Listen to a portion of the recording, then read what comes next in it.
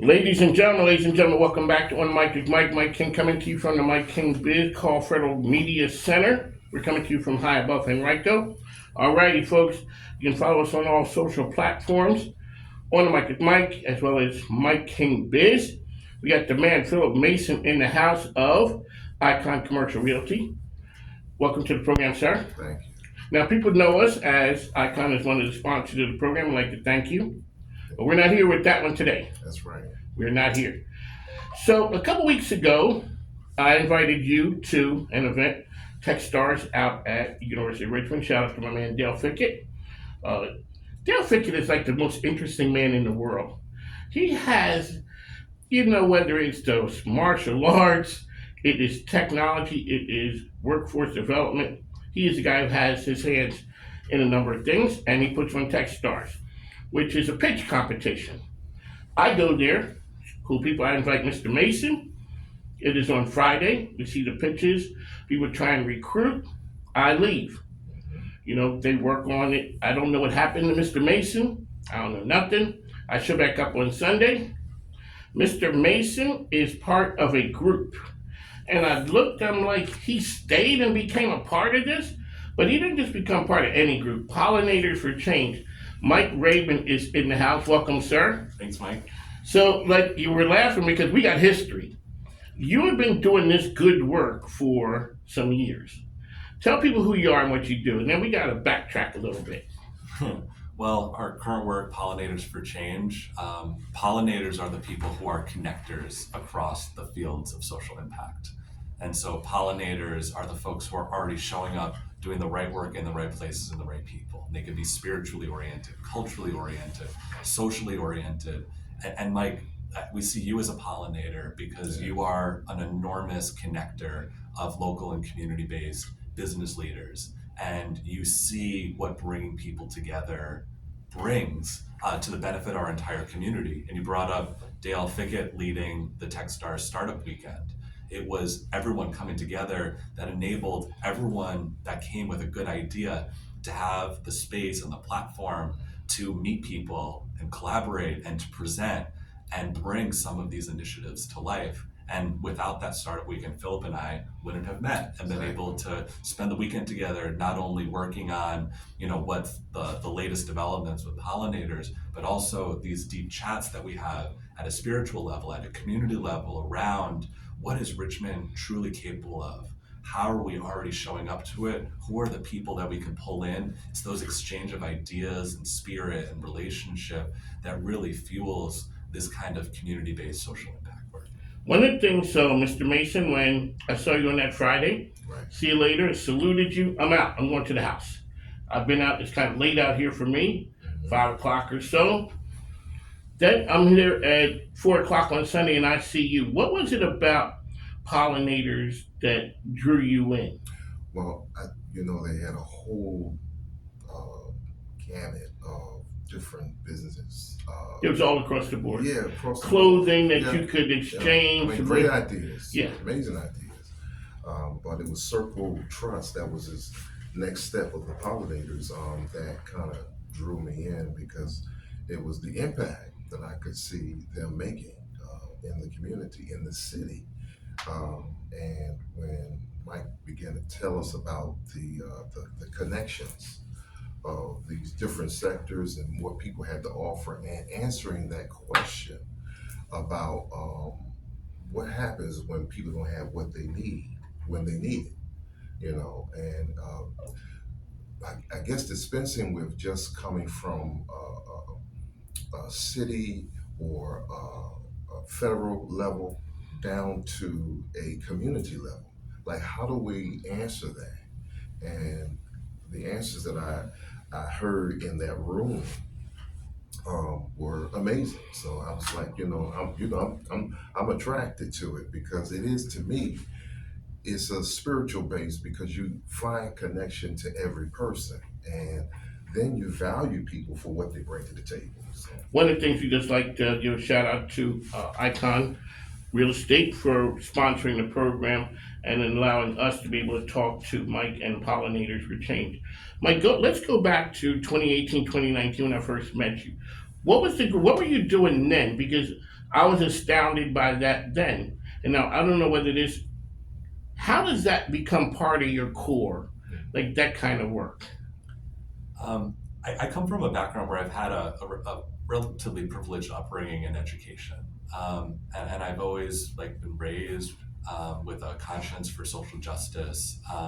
And when I studied political science and economics in college, it was around how do we make the world a better place.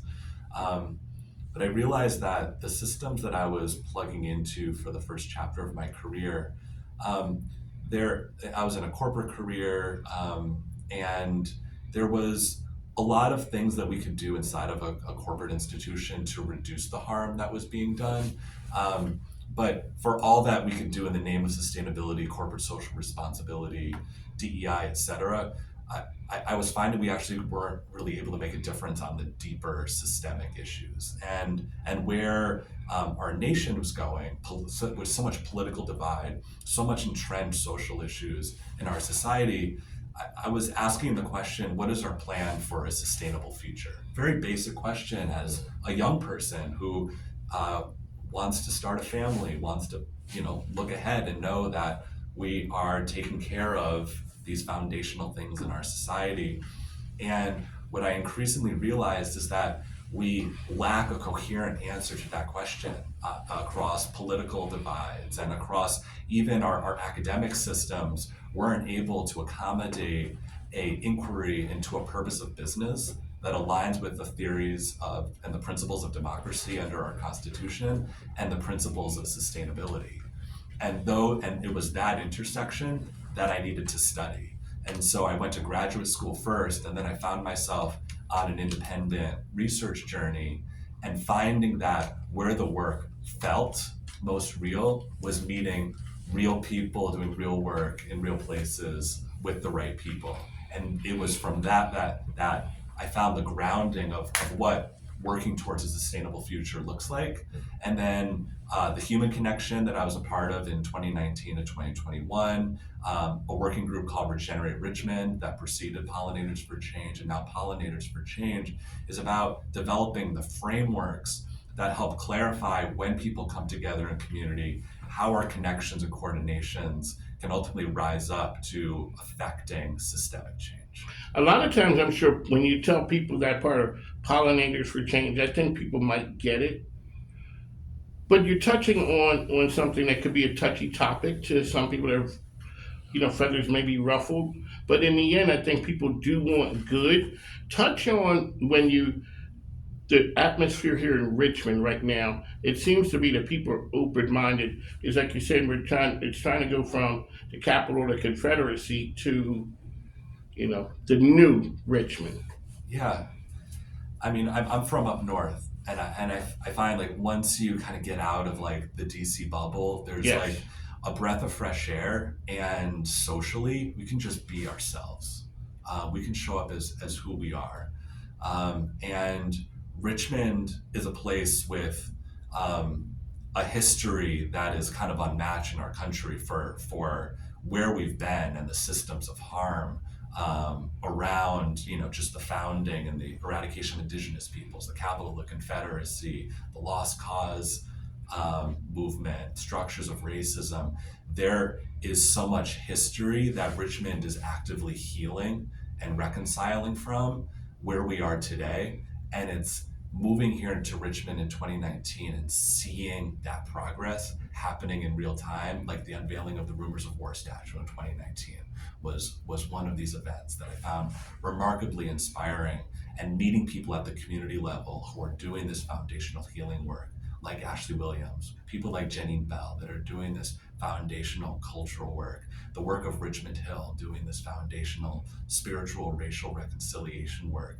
It's witnessing the people from the ground up doing this work that has been so inspiring that maybe the capital of Confederacy can be a center for reconstruction and an inspiration. Because if Richmond can change, it can serve as a model for the nation that we can all change and heal from our history and move forward in a direction where we can come together and work better together. So, sir, we're both from up north, and we do move at a different pace than and operates here in the south. Do you think sometimes that people kind of get that maybe people are pushing too fast, or you guys are here, and whether it's the Northerners, whatever, it's just like there's a pace that we do things. There's a natural order, and now here you guys come in, turning up the apple cart. All of a sudden, we have to make change. We have to make it quickly, because as fast as Richmond is growing from a profitability or you know an elegance or the cost of everything, it's booming. Richmond is a boom town. Part of the problem is the haves are running wild and they're having a great time. The have nots are standing there saying, what are we doing? It's the same reason that I interviewed the person who ran GRTC some years ago, explaining why the bus needs to be free. Because if a person uses part of their money for the bus, they may not have money to go to something else. Or when we start looking at things like that, touch on the climate that we're in right now here. For you, Philip, as well, why it's important for Icon to support a group like this, and for you, Mike, to talk about the moment in time right now here in Richmond. In social impact work, there's an author, Adrienne Marie Brown. One of her books is called Emergent Strategy. And one of the principles of emergent strategy is that progress moves at the speed of trust. Ooh, So, I never heard that. That's good. That's a good one. so this works a little bit different from business, where it's not driven by PowerPoints and 5-year business plans. It's driven by relationships. It's driven by connecting at a deeper level and seeing within ourselves and each other our whys and our intrinsic motivators to do well and to do good in the world. We say with pollinators for change that everyone has parts to play in the making of sustainable futures. And we find people who are already activating around it. We build those relationships. We generate gatherings where people can meet each other organically, and generate their own relationships and opportunities for collaboration. And then that's where the frameworks come in to really guide, okay, like we really align with each other. We're so different because we're activating out of our unique purposes, but we really align. We're exchanging resources. Like, you can come to my event. Oh, you got to check out this book. Oh, you got to meet this person. So there's this like non-financial exchange that's beginning to occur. And we have this framework called the GRACE framework. So it's like after the gatherings, which is G, after the R, which is resource sharing, the action starts to happen at the A, which is advocacy. And so it's like, what are we here to do together? What can we do together? And if we can answer that question, that's where we can build the C, which is the coalitions that are needed to represent comprehensive cross-functional solutions to leaders, whether they're philanthropic leaders or private funders, city government, state government, institutions that are able to really act on the possibilities that are rising up from the community around making real and sustainable change. And we also have the frameworks to back that up around how it really adds up in conventional economic thinking, how that saves money for the taxpayer, how that improves the performance, like how it raises up the social foundations of our society so that more people are able to contribute, whether it's through business or through community service, through their families, through their churches. Everything that people can show up for and serve society for. Mr. Mason, I see why you I see why you rolled with them. Touch on your part with this. Well, I guess from a commercial, Icon commercial standpoint, I believe that we help to make up the landscape of the city by working with business owners that have certain purpose-driven businesses. Just trying to bring all of that together and exchanging those resources, putting people on the right track, educating people about what they can do that they may not even thought of. Correct. So all of that, all that. Alrighty, so Mike King, we're here. It is Pollinators. for change. Mike, how can okay? You got to tell us how people can reach you, and then you're the big news that you guys are doing a documentary. Let's touch on how can people reach you. So the work with pollinators starts with getting connected. Like reach out and share what you're doing, what you care about.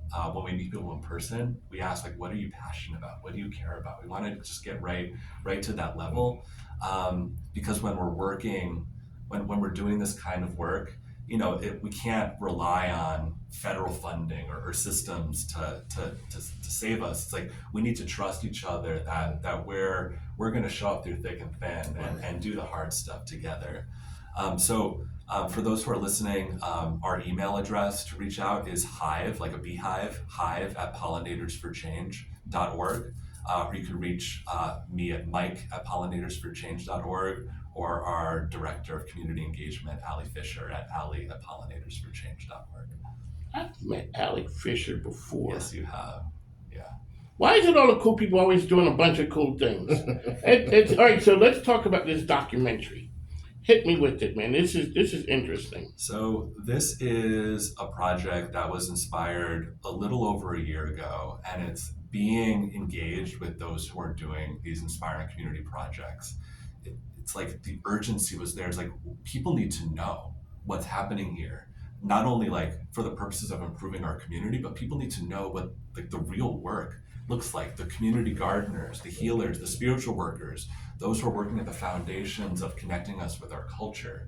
And so it's like we need to find a way to put cameras onto this work. But it was talking about these ideas over the spring and the summer, where we met Patrick Mamou and Loria King, experienced documentary makers. Loria was born and raised in Richmond. Patrick has been making art and film here for decades. And it was meeting them and connecting with the Altars Festival and Barrett Holmes Pittner as well, who's a DC-based philosopher focused on Reconstruction.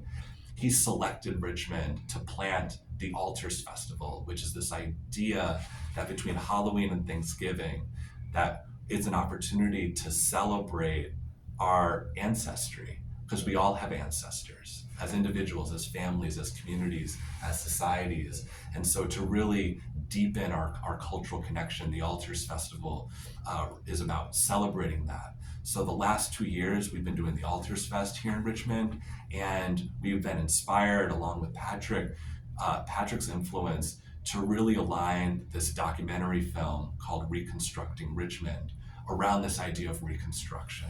Because it was after the Civil War, at the start of the era of Reconstruction, when the Bill of Rights of our Constitution first became federally enforceable. And some really substantial investments, both structurally and legally, but also at the ground level, were made to raise up the foundations of our society. And that's where the civil rights movement is rooted. That's where a lot of our basis for public schools and public health is rooted. And so Reconstruction is this American idea of what it looks like to invest practically in the foundations of our society, and it's idea that transcends political divides, because it's really about practically what we're all about, because we're 99.9% the same. Right. Genetically. We all have the same basic needs, whether it's food, water, housing, healthcare, education, healthy relationships, a sense of purpose. It's investing in raising up these foundations where we see like the real sustainable answers. And this documentary based here in Richmond is asking whether the former capital of the Confederacy can serve as an example for Reconstruction for the country at large. And the film leans into that as a question, because we still have problems here in Richmond, and we have incredible people and some examples of enormous progress at the same time. Mr. Mason, as one preacher looking at another one, at that moment it's time to reach out for the offering plate. So this is a business show, Mike. Touch on why, and I get accused of this sometimes, where it is the touchy-feely, oh, Mike, that's just kumbaya. Explain to folks why that, the conversation there is good for business. Well, if we're talking about like local and community-based business, Yes. it's also about relationships. It's also about service and being present. And what this work that we're all about around social impact needs to be interconnected with the business community, because this is how our resources are circulating around all of us. So when funds are circulating in our community, that's good for local business because local residents can spend on local business. When we're raising up the foundations of our society, less of our like taxes need to go to social welfare systems because people are activated. They're able to get the resources they need to serve, to contribute, and to participate in our business ecosystems or as consumers. And so across so many dimensions that are directly impactful for the success of business, and also directly impactful for our communities being lovely and purposeful to live in, because business owners are also people with families, with religious lives, cultural lives. And so we need our business leaders, everyone, to be healthy and well and connected. And so these fields are all about local and community owned business leaders are the hardest workers I know, and they care so much. These are also about the support structures that everyone can benefit from, so that because we do business so that we can live better lives. And so it's really about so the community element. I think, I think what people think about when you're doing this type of work is giving everything away. But this is not about just giving everything away. It's about sharing resources. Yeah. But it's about also building trust as a business owner in a particular community. Yeah. So that people can also see that there are other things that we're doing other than just reaping. There's a way that we also give back. So, Mr. Mason, how can we get information about Icon Commercial and explain to people, if you are a business owner, contact you for assistance? Well, if you're a business owner and you want to contact me, you can always reach me at area code 804-306-3551. And that number has been the same for almost 30 years. Really? Yes. I've switched companies and everything else. But the number went with you. The number went with me. Yep. That's what we call consistency, yeah. Mike. Is the documentary done? So the documentary, we've been filming since November 1st, Okay. Enough to launch some produced footage with Gotcha. a crowdfunding campaign. So we'd love everyone to check that out at reconstructingrichmond.com. And there's a link to our campaign on a site called Seed and Spark. So we have 2 3-minute produced clips of the film and an entire page dedicated to what the film is about and about us as the filmmakers, and why this film is rooted in community and how we're showing up. So we were at First Friday to launch the crowd fund. We were at the Rest Fest this past weekend engaging in the community. Even if folks can just follow that campaign on Seed and Spark or give a little bit, because it demonstrates that we're here as a community to support this film, so that we can also represent it to the funders at a higher level that can help us produce this film at a level where it can really impact society at large. There you go. On the Mike and Mike, the best business program around, because this conversation here is what we are, business-ish.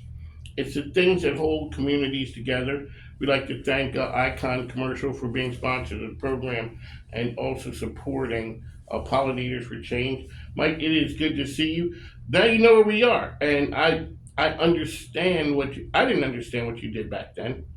It makes sense now when you stop, and I think part of it is when people slow down for a minute, it starts to make sense. But we're going in a hyperactive world, going 100 miles an hour, and we're just catching bits and pieces of it. So, on the mic with Mike, we got another Mike in the house.